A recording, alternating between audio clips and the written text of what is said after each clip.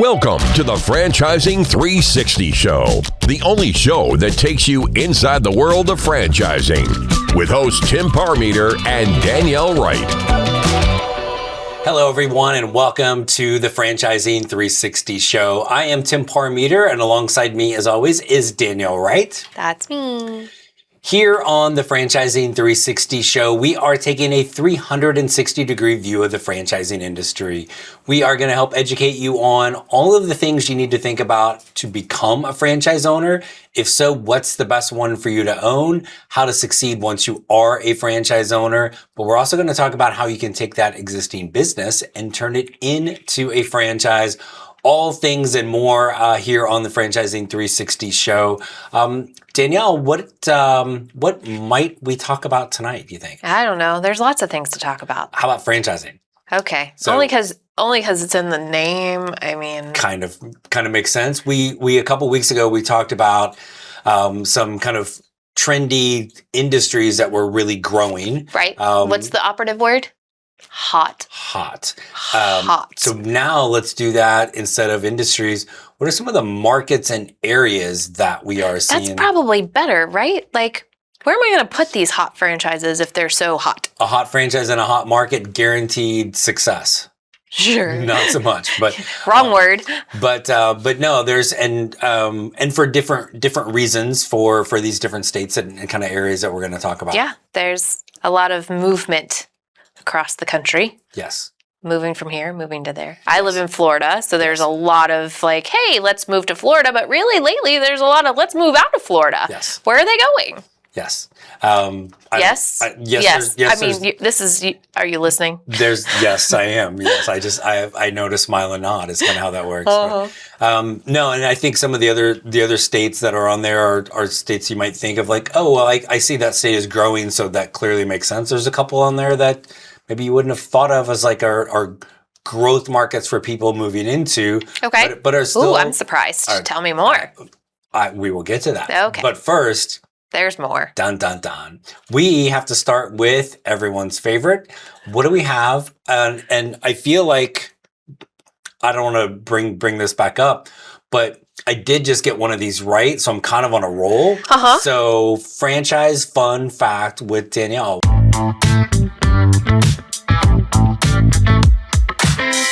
What you got? Okay, kind of in theme of where we are. Where is franchising exploding the most? And yes, we're right in the middle of it. Earth.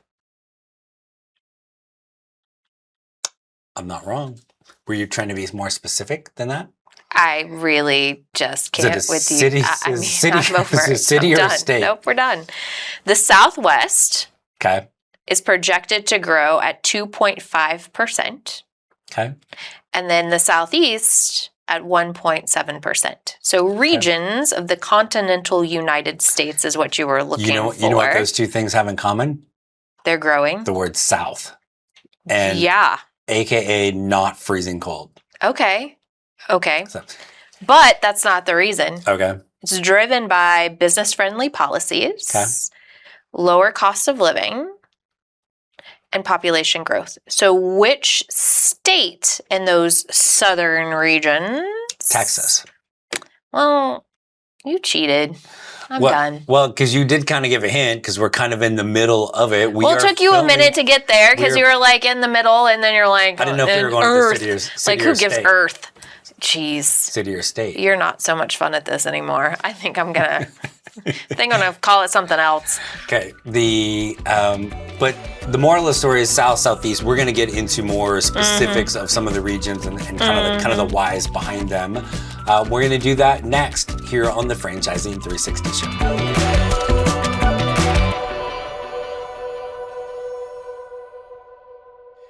All right, folks, we are back on the Franchising 360 Show. Tim Parmeter alongside Danielle Wright.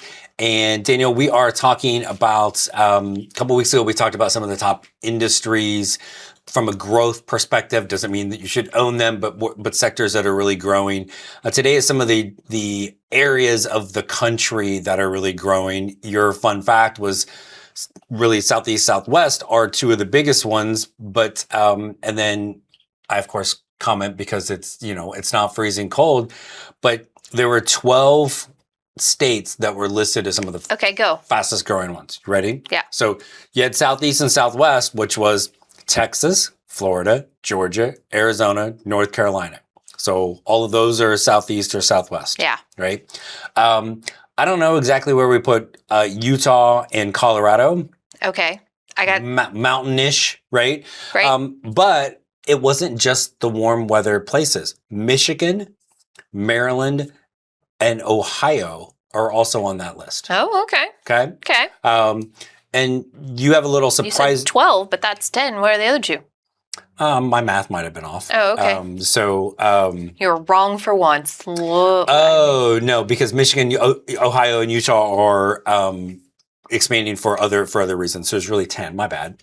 So Michigan and Maryland, northern state, and Ohio, northern states. But you had a little, like, your voice is like, oh, kind of surprised by those. Why is that?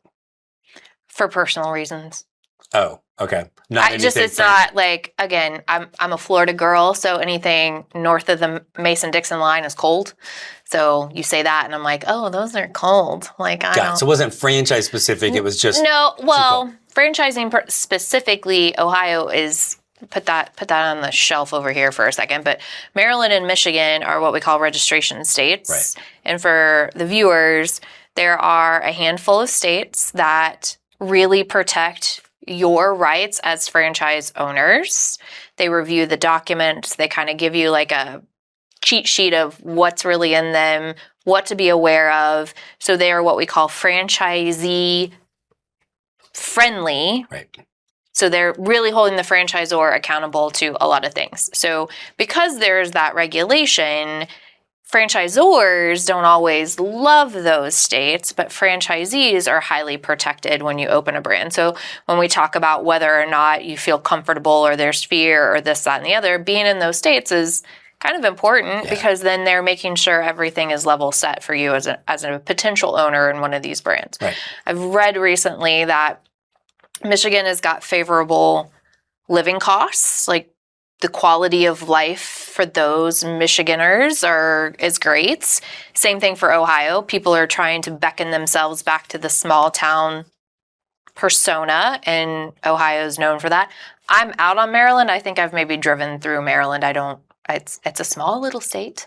And you mentioned Michigan and Ohio, throw in Utah. Those three are on there because of the affordability to live there. Oh, I know so many people. Like, we've got friends from Canada that have gone into Utah. You've got the exodus of California and Washington that are moving into the Idaho-Utah corridor. Right. Like, cost of living's great. People are there. The people that are living there are still employed with jobs that are making higher dollars, so they're now trying to find an investment piece. But the thing that aligns all of those markets is a community feature to it. Like, people are still looking to build a small community of friends and churchgoers and neighbors and all of these things that really is what powers small business, is that local community element. And Michigan and Ohio are going to have that too, because again, it's the Midwestern, right, kind of community aspect of it. And then some of the affordability there is again kind of the post-pandemic stuff of once people could start living remotely or working remotely, they decided to live elsewhere. The influx in Florida, influx in Arizona from both the north and from California was huge, which now you're starting to see some of the people kind of getting back out of there. As great as it is to live in the sunshiny states and the warm states, it's fun and all, it's expensive to live there.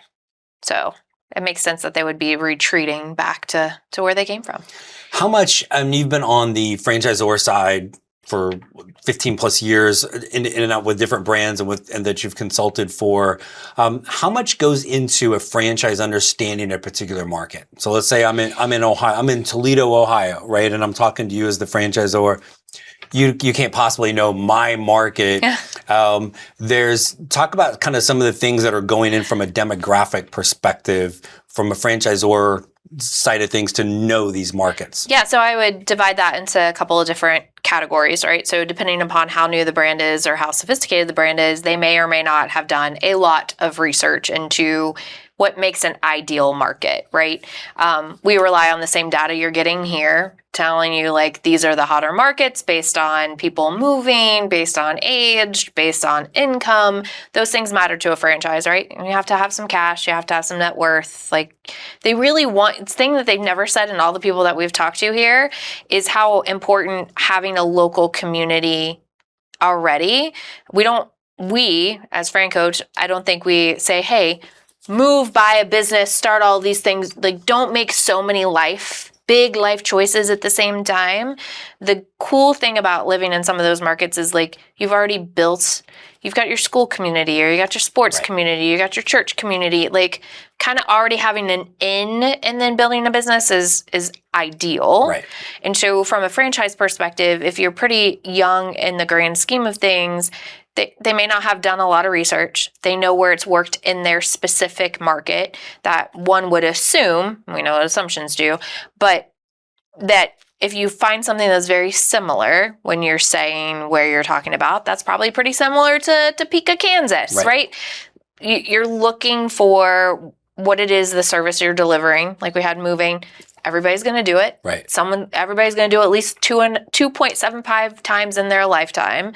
So you could be anywhere. So it's just really a matter of the type of brand that you're looking to put somewhere. So more sophisticated brands really get it narrowed down to this is ground zero. Right. This is the ratio that you're going to get.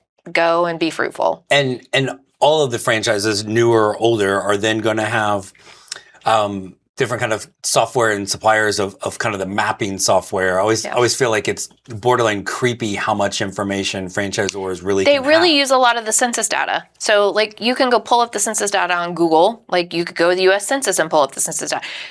Don't, as a researcher of brands, yes, look at the franchise because they've done studies with their existing owners and those existing markets tied to revenue into the business, not profit, but revenue. Right. And then obviously compare that to the information that you're getting from the Census Bureau and other stuff about migratory patterns of non-bird type people like the, snowbirds. Right. What's funny about your list is North Carolina, I don't think, you can talk about this from Fran Coach and what I know from them, it's like Charlotte, North Carolina is like sold out for like Franchise Central. Everything. And there was always a big question like, why? Well, it's the middle point. People from the south that are tired of the heat go there, still get a little heat, close to the beach, get a little mountain, whatever. And then the people from the north, I get out of the freezing cold, I still get the 4 seasons, but I'm not sweating 7 months out of the year when I go further south. So it's really simplistic why certain markets have growth the way it does. We just overcomplicate it and thinking it's cool. Yes. And so speaking of overcomplicating it, we're going to do that a little bit more on this when we come back here on the Franchising 360 show.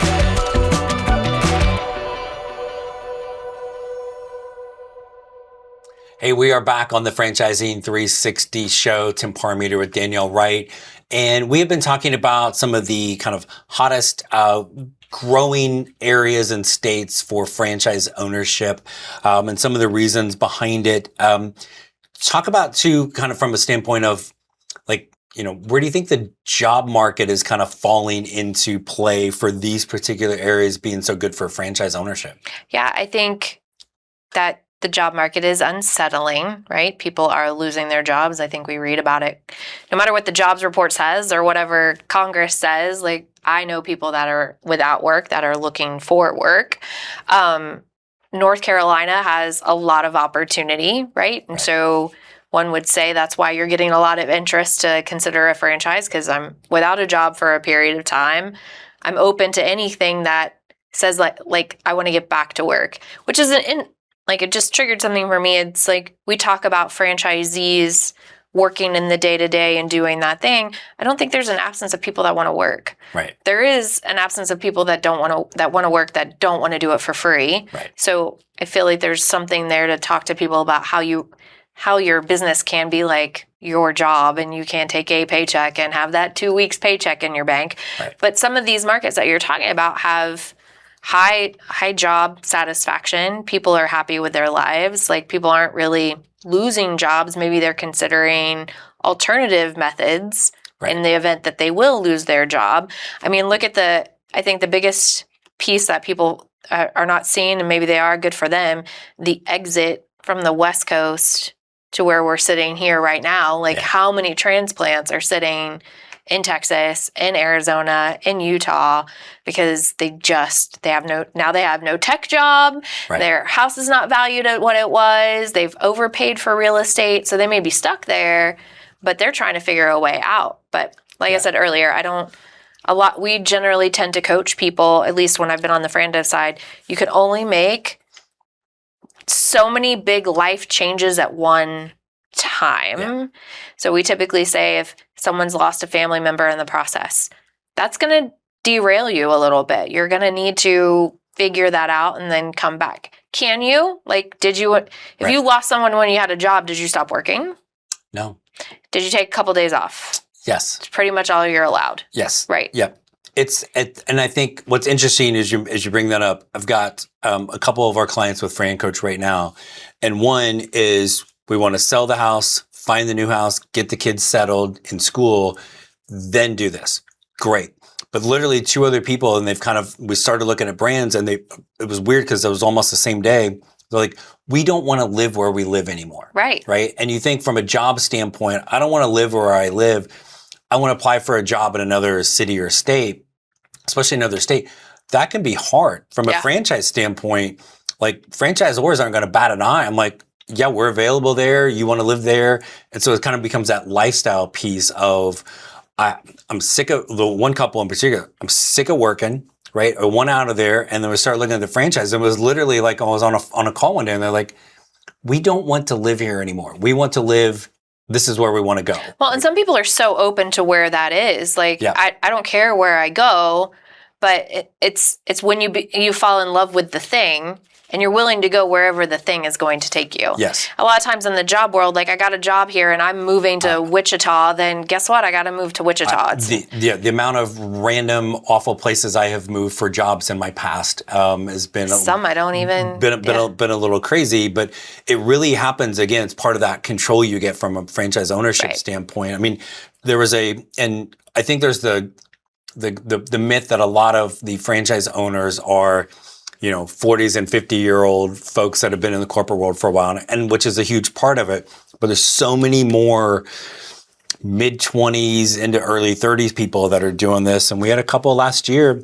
They literally were like, we've got these 4 markets. I'm here for a job. We don't like it at all.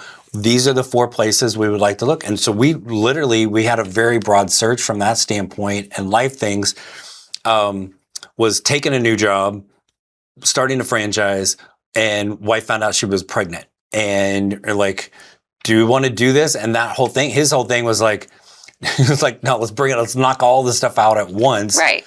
And you build from zero. Yeah. And again, then it's now, I think from a community, you're talking about the community, maybe you don't have any experience there, you don't really know people, but are you wanting to get engaged in that new place and it's your home, then it's all going to be fine. But you're making an assessment here, right? Like, age does have something to do with it. I don't want anyone to think like going into a franchise, like I have to be this age or I have to be that age. Right. The reality is, do you have the money or the ability to access money? And do you have the stamina and the will to work as hard as you would have to in that situation? The work is the work. You're still going to do the work. You're just probably going to do a little bit more than what you thought if you were here, or here. If you are already established, already in a market, come to find out, I think that's harder. Because now you already have a reputation of one thing, and now I'm going to go out and tell everybody, what if it fails? What if they look at the businesses, ooh, you're picking up dog poo? Like, why? You were doing this over here. You were so successful. And there's all of those conversations that are occurring at any one time. We had a gentleman years ago in the Philadelphia market and was looking at a franchise we both really like. They do outdoor lighting. And so one, he was like, I love that business. It's outdoors, it's Philadelphia, it's not cool enough. And like, he was like, I'm bougie. Like and he kept going. He used the word bougie? He used the word bougie, and he kept going into the process more and more. And then he saw how like he could be in the community and it was something he could be proud of. Yeah. Right. And so again, just sometimes a little openness in that is what you think you're going to be proud of or would enjoy doing. What it ends up being is usually something totally different. You generally find if you're like have got the life that you want to live, like I can do the things I want to do as simply as I can go to the doctor, and when the doctor is running 2 hours late, I'm okay with it because it's not impeding on anything else I got to do. Yeah. Like you take your time, doc, take as many people as you want in front of me. But I think that ties to where we've started, right? Like, why are these the growth markets? Because they're desirable places for people to live. Right. They still sit kind of fundamentally in like community-based space where we support our neighbors and we show up and we bring the banana pudding, right?